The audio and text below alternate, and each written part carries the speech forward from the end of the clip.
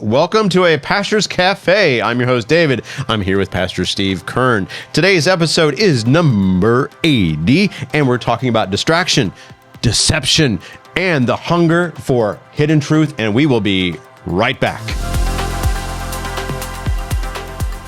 This broadcast is made possible by the friends and partners of LibertyNetwork.live. We thank you for your support. Well, welcome back to a Pastor's Cafe. I'm your host, David. I'm here with Pastor Steve Kern. This is episode number 80. Who would have thunk it? Oh, wow. I mean, it just goes by so fast. That's right. Yeah. Well, hey, it's people have been tuning in. Thank you for tuning in. Yeah. And please comment. Yeah. And please ask us a question or two. Please. Coming up with these questions, sometimes it's like you get kind of in a lull a little bit, and you think, can I think of something new? Yeah. But we do have some new stuff, and I can't wait to get to it because I want your opinion on some of this. No, I want your take, not opinion. That sounded bad, didn't it? I want your opinion. No, it's not your opinion. Your authoritative voice on it. Dear me. Well, authoritative voice. Well, you want me to be able to tell you what I think about it. There you go. Today's theme is, in an age obsessed with hidden knowledge, how does the church tell the difference between revelation and diversion? Dear me. Okay, here we go. Question number 1, Epstein files and the power of diversion. Every few years, the Epstein story resurfaces, and how it has really resurfaced this time. Really? Well, release so much more stuff. I know. So we got files, we have lists, we have names. Often at moments of political or global tension, is this justice unfolding or a distraction that absorbs public outrage without real resolution? Well, I'd like to think that it really is developing towards possibly coming to some justice. I don't know that it is. I mean, they're investigating. They're still having committee meetings. They're subpoenaing people, which makes you feel like, okay, we've been fooling with this thing for I don't know how many years, but it still seems like they're still serious about trying to get down to the brass tacks of what really went on, and these children, young people that were abused and all. And so, but it does seem like that they've, politically anyway, it's been a big distraction to try, because there's so many other things that are out there we really need to be focusing on that really should have more of a priority. Then it seems like we've shifted from Minnesota. Now we're talking about Epstein. It's like, is it going to go back to Minnesota? The thing is, I think majority of the American people, as well as myself, we want to see people in jail. We want to see people held accountable, and it's about time that our justice system follows up and follows through and does something about it. If you drive your car and you hit someone else, I don't ever want that to happen. No, of course not. And there's an accident, but let's say you were out drinking and partying. Your local pastor out drinking and partying, and he gets in his vehicles and he's wasted. This is never going to happen. But forbid that you would actually hit someone and cause physical harm. Yeah. You would be in trouble. Yeah. Not only would you be in trouble with God and church, but you'd also be in trouble with the people that you hit and you hurt. Right. Justice would be done. Justice would be served. But here we are, and that's a terrible example, so please forgive me for saying that, because this man would never get... No, never. But anyways, the American people, and myself included here, we're upset. We're tired of seeing the abuses and the abuses and the abuses. It's like this thing in Minnesota. When are we as God's people going to start seeing people held accountable? But the thing is that focus on God. Don't sit there and focus on other people. But that's our flesh. We find our flesh. I mean, people listening to our show, you're born again believers, maybe, yes or not. But do you have the same fleshly desires and expectations that I'm kind of vocalizing? I'm sorry, I didn't mean to go on, but go ahead.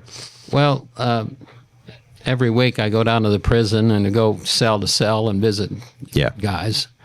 And there's a lot of guys that are in there that have committed the same crimes that these people that we seem to be living above the law. Yes. And yet here these people are, they're in there, they're putting their time in. Mm-hmm.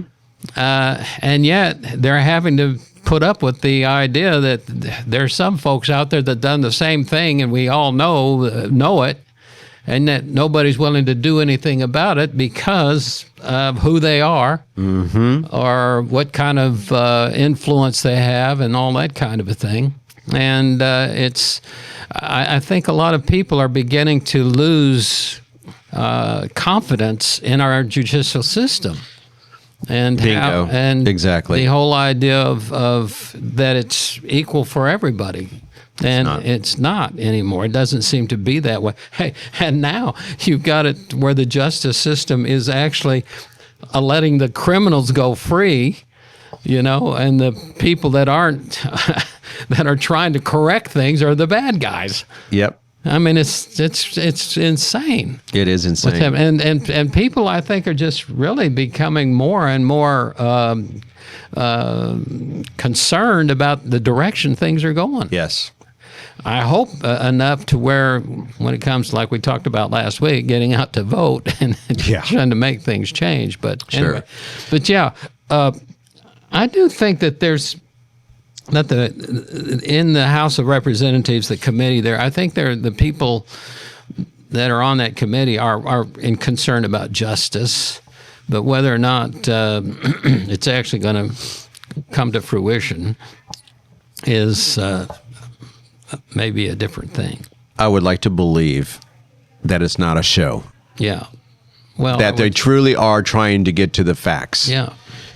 However, it just seems to be that every time you put on one of these, like C-SPAN, or when they upload those videos to YouTube and you can watch them, like drill another person, our representatives, I demand the truth. I demand that we get the names. And it's just like they demand that justice be served, but justice never gets served. And it's like, is it just a show? Yeah.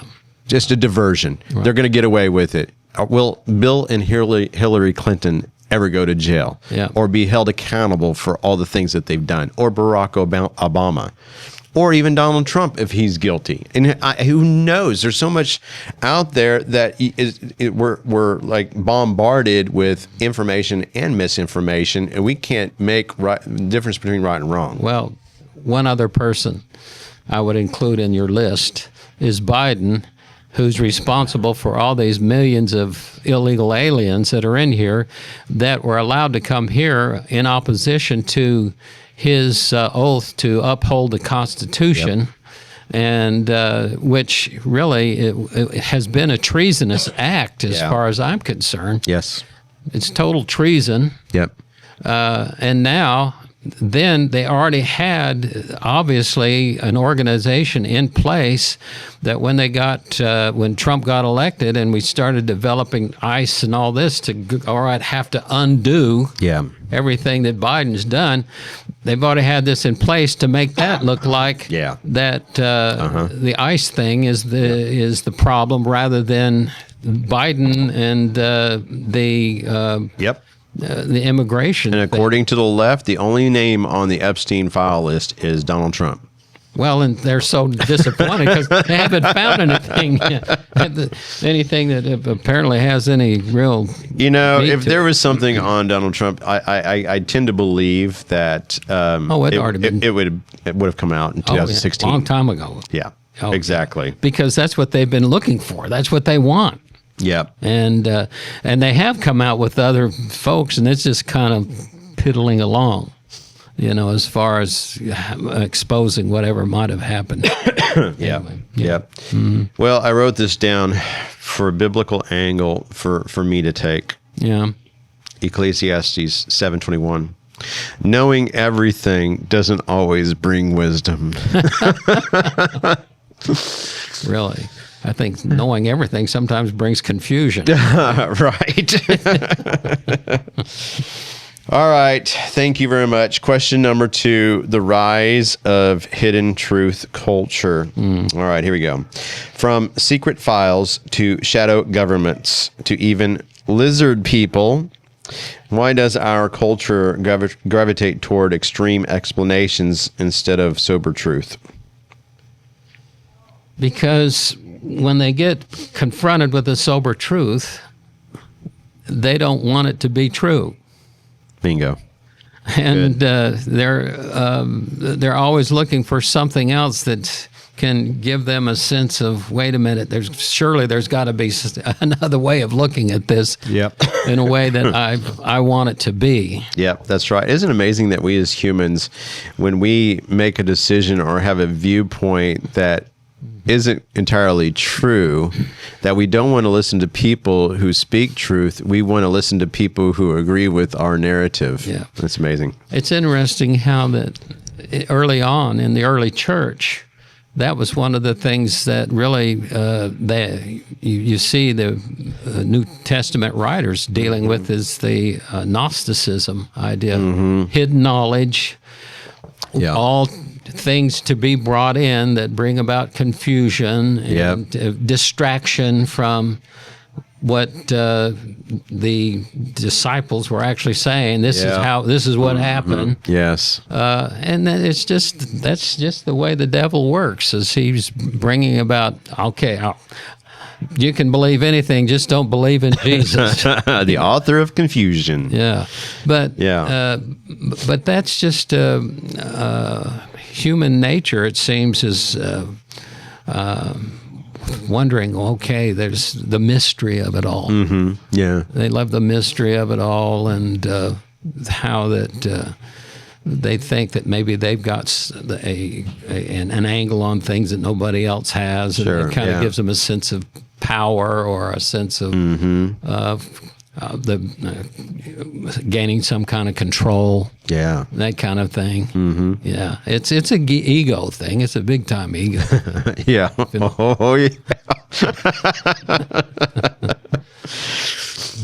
So, anyway, but where did you get this lizard people thing?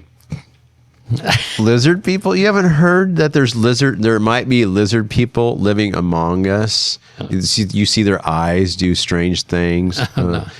No, I haven't. Or have you seen like their skin right around like the neck area? Or like even Joe Biden, he might be wearing a mask where there's like a crinkle in his neck and he'll scratch it. It's almost like he's grabbing rubber and the rubber moves like more than skin would move, right? Yeah, but the guy's he's 80 some odd years old, for crying out loud. Is he 80s? Is it Jim Carrey? I'm just joking. I know. Is it someone wearing a mask? Is it a lizard person? So if you look at, I think it's you look at Epstein. Yeah. You look at Hamilton, the former, the president, Hamilton. Yeah. There's certain like body things on wrinkles and stuff that kind of line up, and then you transpose them on top of each other, and you think, is this person a lizard person? Or are they wearing a mask? Supposedly there was this underground city in Los Angeles where the lizard people live. You haven't heard about any of this stuff? No, I haven't. Because now, I'm not saying I believe in this. I'm not saying that. That's the thing. There's people out there that do. There's speculation.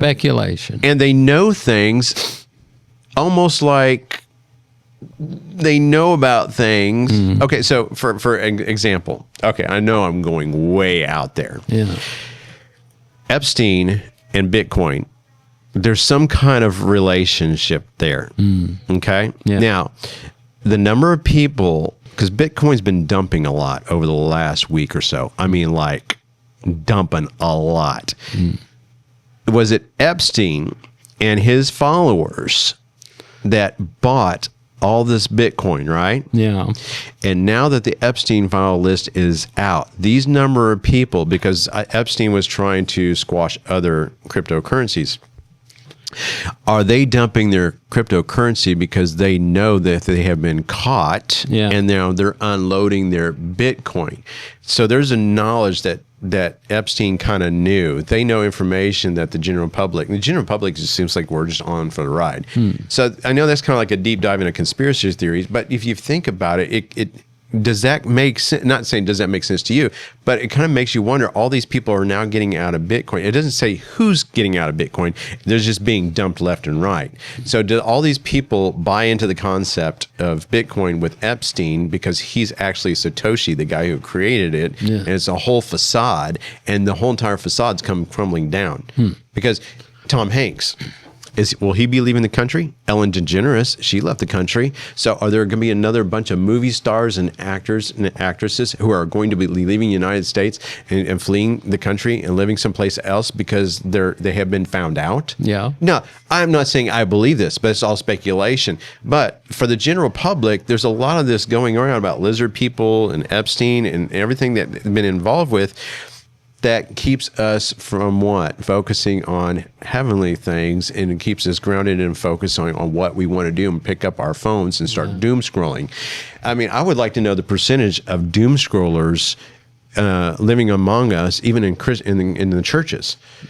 Because there's a lot of people that are glued to their phones, and it's a lot of younger people too. And to a certain extent, I am too. But I have to start separating myself. Yeah. Like last night, I was just checking the Thunder score. I wasn't checking social media, and they were up by 30 at one time. It was very exciting. But it's like there's an oversaturation of information, false information, and information that might be true, that it kind of blurs the line. So now we live in a day and age where we don't know what is true. And I think it's done on purpose. So lizard people, I mean, is that just another thing that has been brought to the forefront to keep us focused on and keep us our head spinning? Well, but go ahead. We're a part of the situation because now we're doing this blog, and you have all these other people out here that are doing all their different kinds of blogs, and some of those people have some really way out there ideas about how things are supposed to be and should be. You know what I mean? Like, they've got, like how we live with lizard people. Just no, but and on the left, there are all these different kinds of people talking about how we need to deal with the ICE officers, and how that Trump is such a criminal, and you have all these different and people. What do? People tune into the ones that are saying the things that they want to hear. That's right. And that's a lot of that's going on. See, I think we're fair and balanced. See, you bring a certain aspect to the conversation, a very intellectual, intelligent. I just bring a lot of craziness to the conversation. Well, at least it's balanced. That's right. So when I say something, it's not that I really believe it. I'm just questioning it. Yeah, it's like, the earth is flat or the earth is round. I cannot prove it. I cannot get into a spaceship and go into outer space and prove it and see it with my own eyes. I have to rely on other methods and pictures, trusting that someone else has left and gone out in outer space and taken a picture of the earth when it was round. And do I trust them on the information that they are sending back to me? Well, that is a big issue right now. Nowadays is trust. And I'm using that as an example. Yeah. Yes. Yeah. Well, with media and things like that, because there's a lot of things that we're finding out when it comes out. They have to retract something that they've reported on that turned out to be, wait a minute, that's totally bogus, And that's happening more and more all the time. Oh, yeah. So I think what's the media's acceptance rate? It's pretty low. Yeah. Really. Yep.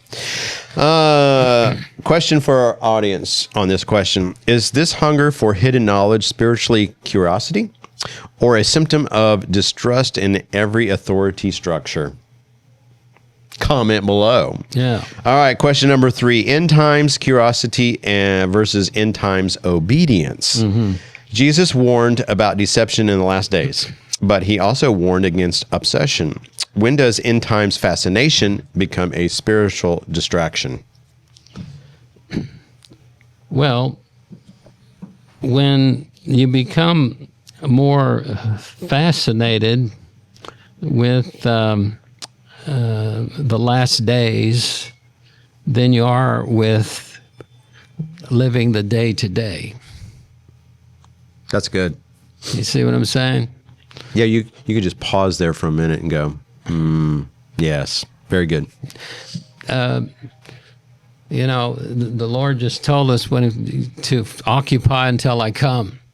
So now, live, I'm coming again, live like I'm coming again. But as you live day to day in a way that you're in preparation for that. Mm-hmm. But you're not necessarily obsessed with it. You're just living your life with an understanding of that, not just possibility, but that truth. But the thing of it is, good. We can become so obsessed about things that really we don't really have a whole lot of control over.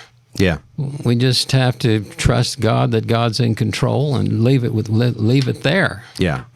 And continue to live our lives from day to day, doing the kinds of things we're supposed to do to take care of our family, help our neighbors, work in such a way to try to help other people improve their lives and things like that. Just living day to day. That's good. Yeah. All right. Good deal. I just wanted to check something that I stated earlier. Yeah. And it's kind of bothering me right now, but I want to make sure that when I said Epstein and Hamilton, did I say that right? Or is it Epstein and Jackson? Do you know what I'm referring to? You talking about the presidents? Yeah. Early. Well, actually, Hamilton wasn't a president. That's what I was thinking. Yeah. Yeah. I think it's Jackson. Jackson. See, I wanted to make sure, Yeah. so I had to look that up. Sorry, nothing like being wrong. You know what I'm saying? Okay. Well, where did I get Hamilton? Well, from? you're not rock now. I don't know. What Hamilton was the one that wasn't he the one that was shot in when they had a duel or something like that early on, but he was more dealing with finances and stuff. Oh yeah. Sometimes my brain doesn't function. Yeah. Of course, I'm getting over this cold, so I have an excuse, right? Well, hey, I'm doing the same thing. Well, you are sounding better this week. Yeah. Well, I'm feeling better. Good. Yeah. All right. So let's get to question number 4 here. But real quick before we do that, question for our audience here. Are Christians more focused on decoding prophecy or living faithfully in the moment that God has placed us? You talked about that. Thank you very much. Yeah. That was wisdom for us younger folk. Hopefully it helps. Yeah, it helped me, so hopefully it helps someone listening. All right, here we go. We got a few minutes left. Here we go. Question number 4. Who benefits from confusion? When society is overwhelmed with conflicting narratives, real scandals, fake theories, half-truths, who benefits most from the confusion? The ones who are causing the confusion. Because that's what their objective is to cause confusion. So in our conversation today, I have benefited. and that's really when you think about when you read somebody like Saul Alinsky or how to overthrow a government. That's one of their objectives is to create confusion and create dissatisfaction within the people that makes them open to the possibility of a different form of government and that kind of a thing. Sure. And of course, we've already talked about the devil being the author of confusion. That's right. How that he brings anything and everything our way that keeps us from really focusing on what's really true. And so we end up focusing on things that cause confusion. Yes. Because they really don't work or make sense when you really think about them. And but yeah, and we're seeing that there seems to be some objective. That's been the objective confusion that's having some positive results, like they were talking about an election in Texas that was a very conservative position that the Democrats won, and they're all really rejoicing over that and everything. Sure, yeah. But you see a lot of this whole idea about confusion and people as they're getting caught up in this and all of a sudden beginning to say, well, maybe these people are right. Maybe ISIS is too out of control. Yeah. Like that kind of Sure, yeah.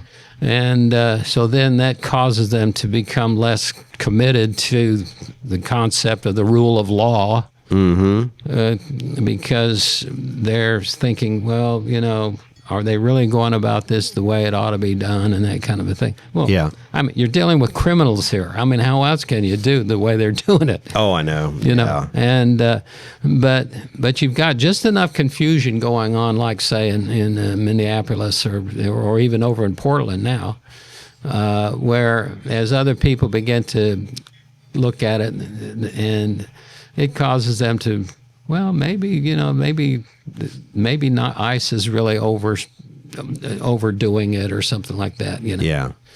And so the confusion then has basically been successful. Yep. Yeah. So anyway.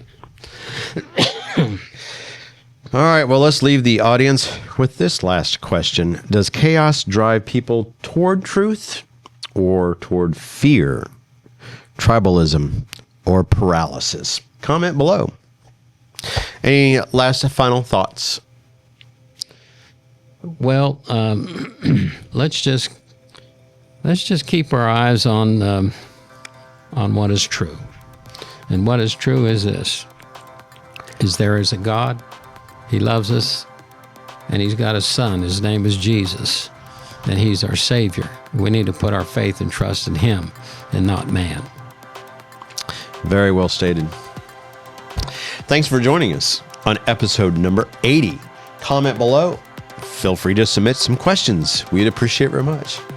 Thanks for joining us on A Pastor's Cafe. Until next time, take care and bye-bye.